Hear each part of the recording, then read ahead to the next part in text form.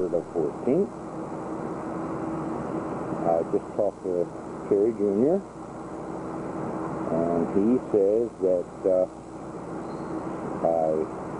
he hopes by the end of this week, today is Tuesday, that they will have moved what's left of the mighty Coral Sea, which isn't much,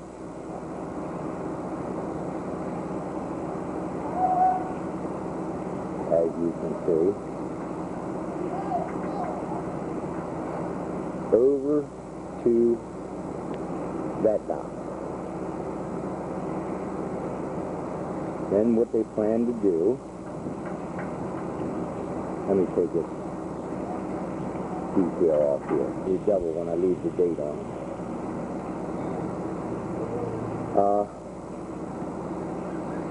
Actually, they're going to cut the bow back to frame, I think he said 39, which will take well over maybe 130 feet off of it. Because right now that's the easiest piece to cut. They're going to pull that up on the shore. And Nevada John, I have told them to save that bottom piece of the bow where everything comes together for you and for the association. Terry said he would do it. But the dock where they're going to move it, we'll go over there behind this hunk of junk in front of us, in between there, and the bow will be pulled up on that piece of beach over there, the square over here. There we go. It'll pull right into there, and then they can take a crane and yank it right up on the shore. And they back off, and I'll give you one more scan.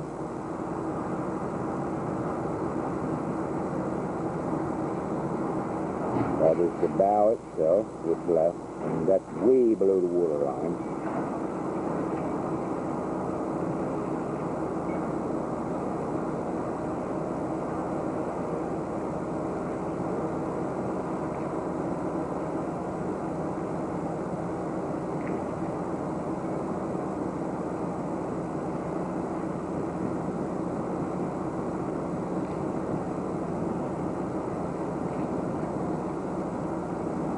And that's what's left. As you can see, the old ship they cut up next to it, looking at the picture now on the right, they used to pump oil and bad water and all that junk out, separate it, and then dispose of it, is actually a little bit bigger than what's left of the Coral Sea, but nowhere near as heavy. So this may be the last view you get from this advantage point. I'm standing up on a crane. In fact, I read a letter this morning that actually from the government said that they were allowing visitors aboard, which, according to their contract, is illegal. So I gave Terry a buck and said, here, I'm buying a buck. What's left of the boat where they store the water and oil and all the contaminants to separate and get rid of them. Give me a little different view. You're not going to be able to see much. That is the actual what's left going aft, which is really forward when the whole ship was there. I'll scan down it for you. And those of you with weak stomachs do not want to even look at this. I tell you, I've had a lot of mixed emotions since I've been filming this thing. The only good thing about being able to do this is being able to see how this thing was really built. What a wonderful ship it was. And then being able to see all the prints that Kerry has promised to give me. I told him that I want everything he has, and what he doesn't want to give away, I want a copy, and the association will get them. In fact, I have all kind of artifacts for the association. I'm getting ready to go to Savannah in a few weeks, and I'll be bringing some pieces down to auction off. Maybe we can make a few bucks. But the majority of the stuff I'm saving so that wherever they decide to put it, the Coral Sea will be well represented. I've gotten everything I've been able to. I'm aboard. Now here's a really interesting shot. You can see where the original ship stopped and where they actually widened it after they put the flight deck off and put the other deck on, the cannon deck. You can see it goes from 6 inch down to about 2 inch on the 6 inch bulkhead that went all around the ship machinery, engine rooms, generators, and whatever. So from there, that was actually the original outside of the ship, and it had a 5 inch skin, I understand. So then I'm going to pan over, and you can see at this low depth how much they actually widened the ship. So right there, and of course we are way down below where the water line was, so at that angle it would go out pretty wide. So they did make it a lot wider, especially in the bow area than it was originally. Now I'm panning back, and it's pretty sickening sight. Not much left of the old baby. I'll look and show you what I can forward. Now, you see these hat covers? I must have 400 or 500 nuts that came off of them. I think they're mostly stainless steel. And they'll go to the association too. I may even have them more, plus all the other stuff I got. I'll usually pick them up as I go along.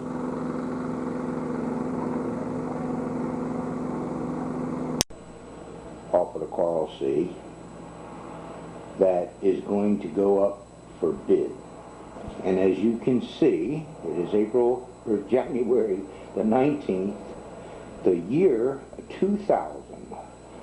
After I leave here, I'll get pictures of what parts of the Coral Sea made it into the new millennium. These are the 2 brass foghorns from the Coral Sea. These will be put up for bid. I'm trying to get minimum bids from them so that we can get a shot at them. They are inscribed USS Coral Sea. I'm turning to get a better view of them. I'm going to take photographs so I can send them on to see if we can put in a bid for them. This is one of the cook pots, a 60 gallon. This is a pair. These are all going up for auction. And that's a smaller one.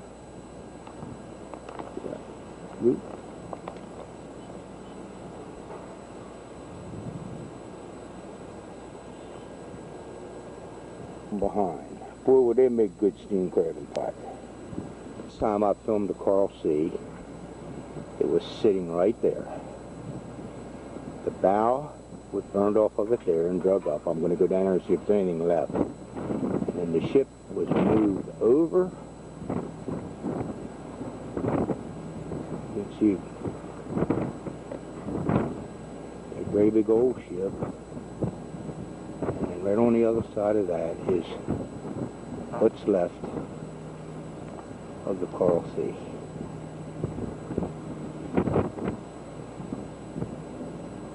I'm going to go over and see if I can come up with any better pictures for you.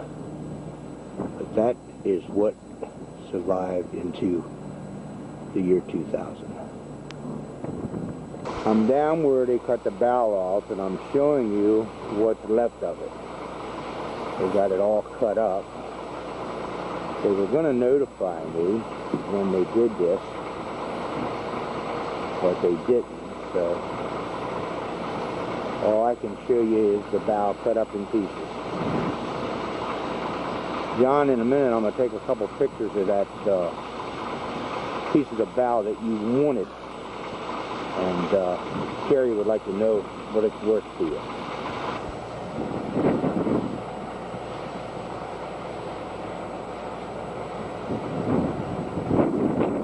This is what's left of the bow.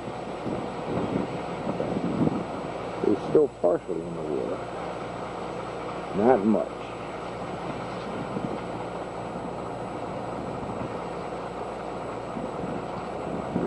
What I want you to note here is actually that is the bottom of the ship. How thin that metal really was. Here's another shot of it right in the center. As soon as I find that ladder, there it is. That's the thickness of it. Oh, maybe an inch and a half. See, I lied to you. It's only an inch thick. There's where they cut the bow off. As you can see, not much ever survived to the year 2000. But some of that beautiful, tough old lady did.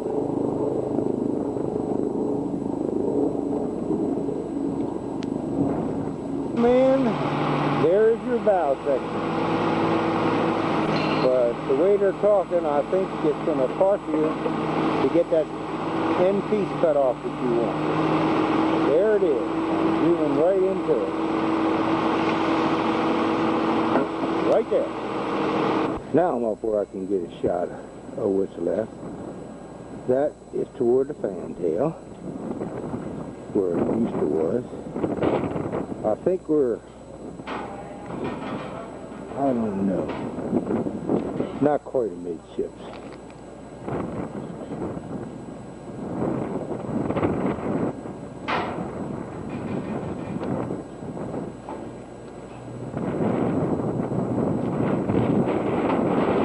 There. That's where I left off.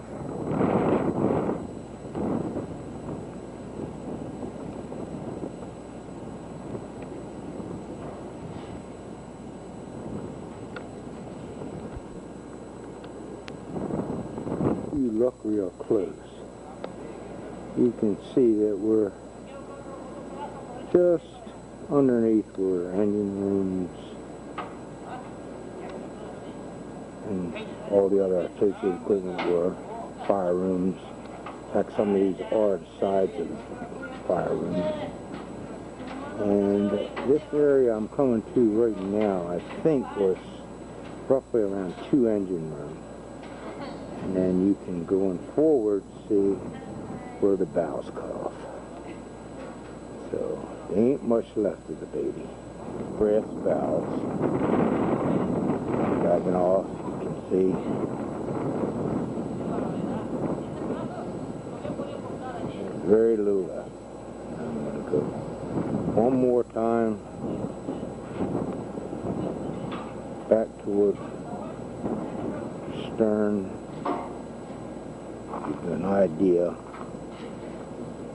what is and isn't left.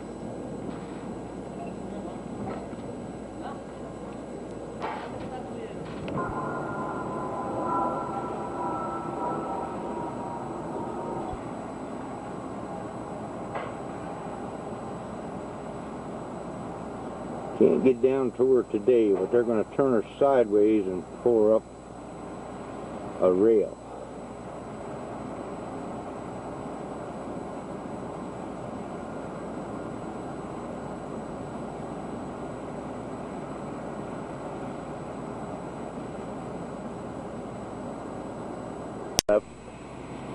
of the ship. Sorry, I got a cold. As you can see, they haven't done much with it. So I don't know how long this last little bit is going to be here. But she's putting up one hell of a fight.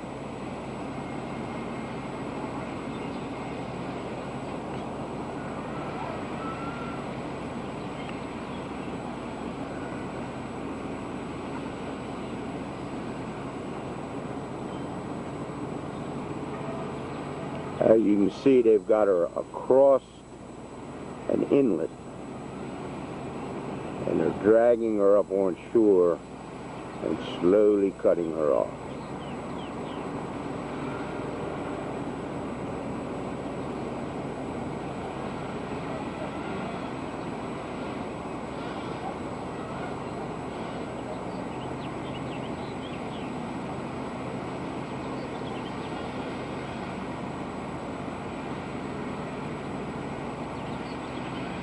There's not much left. There's no use of wasting your time and mine.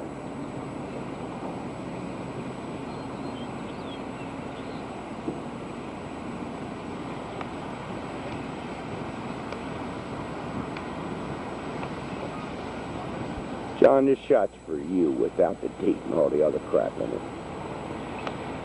One more time.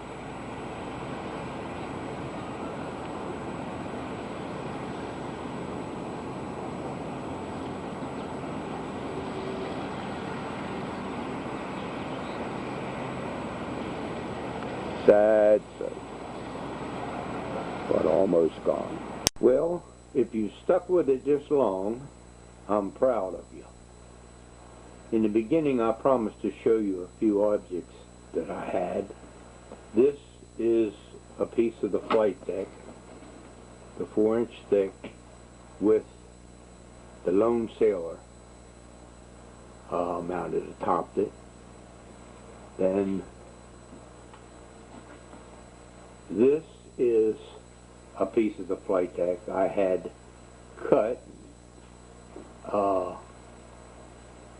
had it machined, put the symbol in there, and those are the awards that the ship got her whole time in existence. I got them from Bob Doris. So if Bob's right, I'm right. Thank you, Bob. The bottom of this is a piece of copper bus bar from the electrical system. Hang in there, and I've got some more to show you. This was a picture taken in Cuba, and it was black and white, and they painted it. I purchased it. I built the frame. The frame has a piece of line on it that's actually off of the ship, and I thought it made a pretty good display. So this would be 1952 the picture was taken. This is a plaque I had made for myself. It's one of the brass plates that was on the catapult. I gave quite a few of them away. This picture is when we're in New York. Hold on a second. My light was shining in it. This was when we were in New York. I made the frame out of an electrical panel cover that's solid brass. I cut the center out of it. Made another real good display.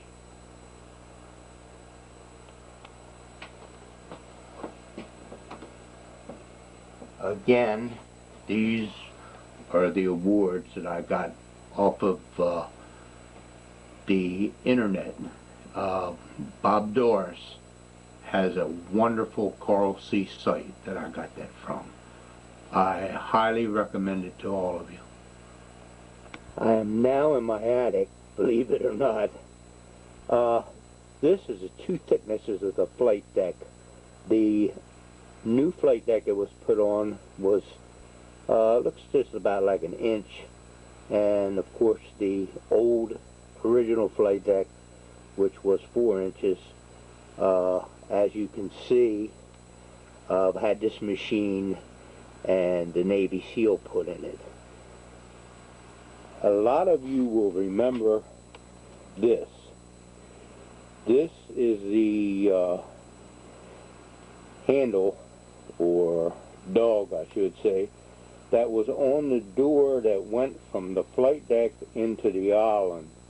Some boatswains made out there did all that beautiful work on it, and I made the seal in the middle out of plaster from one that I got from Carrie Ellis, and I've made quite a few of those. You can see it on my garage. These are storage cabinets that I don't know exactly where they were on the ship, that I kind of confiscated, and I'm using to store tools in. They were marked. Some of them had clothing and some other items. They've served me real well. Here are just a few items I have. You wouldn't believe the stuff I have all over the place. There's no way that I could show it all to you. Again, that would make this video, or DVD I should say, much longer, and it's already, I think, too long. This piece of line is one of the pieces of line that I got off of the ship. As I come in closer, you can see the chain that I took off of the ship. We had a chain like that when I was aboard it that was a little bit larger, that we used to tie off the buoys. I don't know if that's the same one or not. If you look back here in the corner are the stainless steel nets from up around the flight deck that I have, and then I also have a lot of other stuff back there that I can't show everything to you right now, but the one thing that I did want to show you is that I do have the wheels that we use to raise and lower the anchor. Hold on a second, I'll get them for you.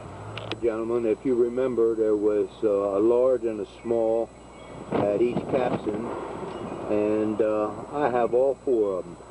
They're solid brass, and like I said, I have so many other things, it'd just be impossible to show you.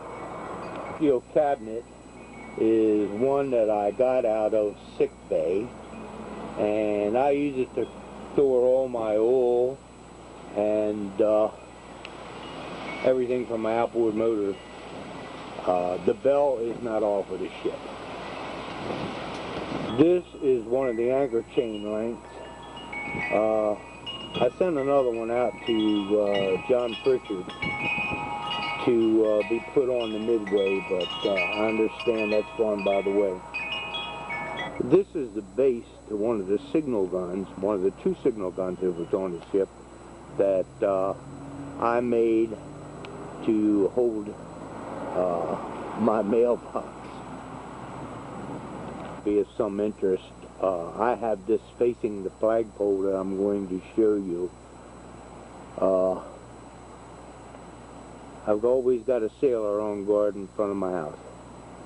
The base of my flagpole, in fact everything on it, is from the Coral Sea. That was up by the island. I wrapped it with rope, and then the actual knots that are on it were on a railing that went up a ladder up at the side of the island, and I split those with a really sharp knife, removed them, brought them here, glued them on, and painted everything. And I have had a lot of compliments on this. And what a better way to finally end this DVD with Old Glory flying. Everything you see on that flagpole is off of the Coral Sea, except for a couple of boats. Thank you for watching, and God's blessings to all of you.